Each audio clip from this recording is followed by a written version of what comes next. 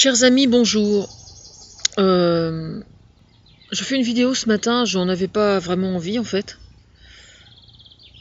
Mais il se trouve que je viens d'avoir une altercation au téléphone. C'était au sujet des intermittents du spectacle. Parce que bon, il y a un conflit en ce moment. Ça date pas d'hier. Alors, il est vrai que nous sommes le seul pays au monde, je crois, à avoir un statut d'intermittent du spectacle. Je pense, moi, personnellement, que... Alors, effectivement, c'est bien, mais c'est pas parce que on a la chance d'avoir ce statut que ce statut est conforme à ce qu'il devrait être. Parce que le métier, enfin, les métiers qui répondent à cette catégorie, en fait, sont des métiers qui sont des métiers à risque, c'est vrai. Mais aujourd'hui, à l'époque où on vit, je veux dire, des métiers à risque, tous les métiers sont à risque, hein, quasiment. Hormis éventuellement, évidemment, quelqu'un qui rentre dans la fonction publique. On est bien d'accord, mais bon. Je veux dire, l'évolution du marché du travail, elle est comme ça. Mais ce qui me met vraiment en pétard, en fait, c'est que je remarque qu'il y a énormément de gens qui considèrent encore que les métiers du spectacle, c'est pas un métier, quoi. C'est-à-dire qu'on en est vraiment encore au Moyen-Âge. Moi, je connais des gens dans ma famille, par exemple, qui sont incapables de regarder un film. Parce que s'ils regardent un film, ils considèrent que l'acteur, il est en train de mentir.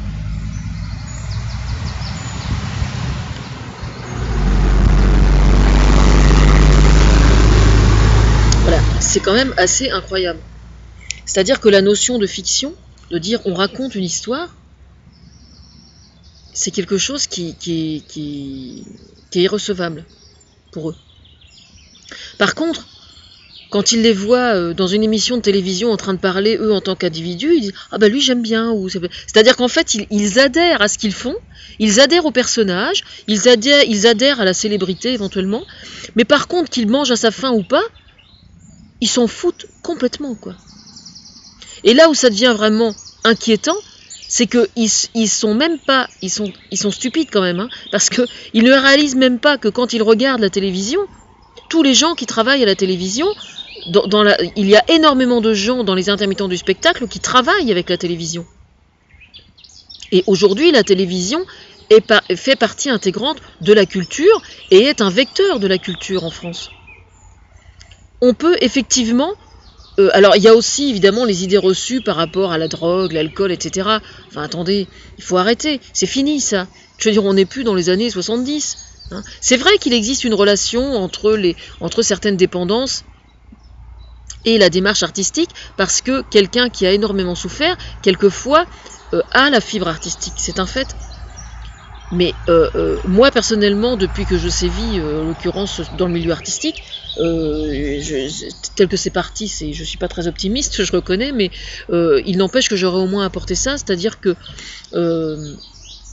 mine de rien, je pense que le milieu artistique est plus nickel quand même que ce qu'il était avant.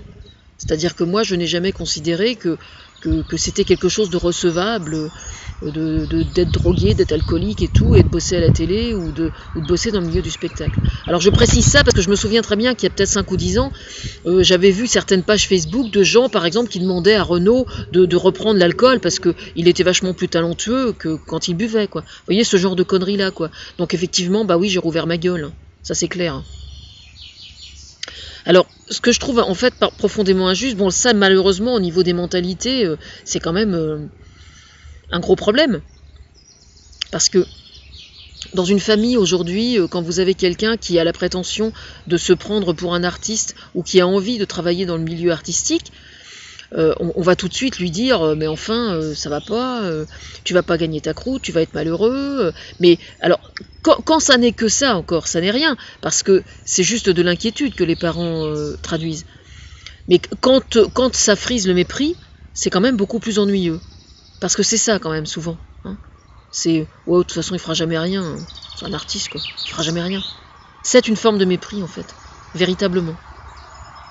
Et ça je trouve ça Je trouve ça extrêmement grave, je vais vous expliquer pourquoi. C'est que, par exemple, si vous prenez une dizaine d'enfants qui sont en échec scolaire au sein d'une école, il est absolument reconnu, et bon, j'y suis pour beaucoup, que justement, la démarche artistique, le fait de le faire s'exprimer, de faire des clubs théâtre, de le faire chanter, etc., va l'aider à se sentir mieux dans sa peau, et donc, d'une certaine façon, va lutter contre l'échec scolaire.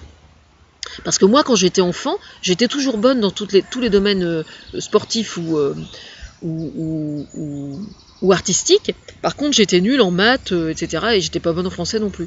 Et si j'avais eu une école justement telle que je voudrais qu'elle soit moi, eh bien, j'aurais pas eu ce problème. Voilà. Et donc, les enfants qui sont en échec scolaire aujourd'hui dans les écoles doivent être soutenus par la culture.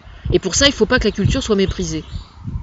Or, actuellement, le problème des intermittents du spectacle, ça confère à une forme de mépris de la part du gouvernement, justement. Parce que ce qui se passe aujourd'hui, c'est que la culture est l'un des secteurs les plus exportateurs au niveau de la balance extérieure. Or, en fait, on traite avec le mépris les intermittents du spectacle. Donc, il y a quand même quelque chose qui tourne pas rond, quoi. C'est pas normal. Bon, sur ce, je vais vous laisser parce que j'ai pas envie de dire autre chose. Je multiplie des plantes et je travaille dans ma maison.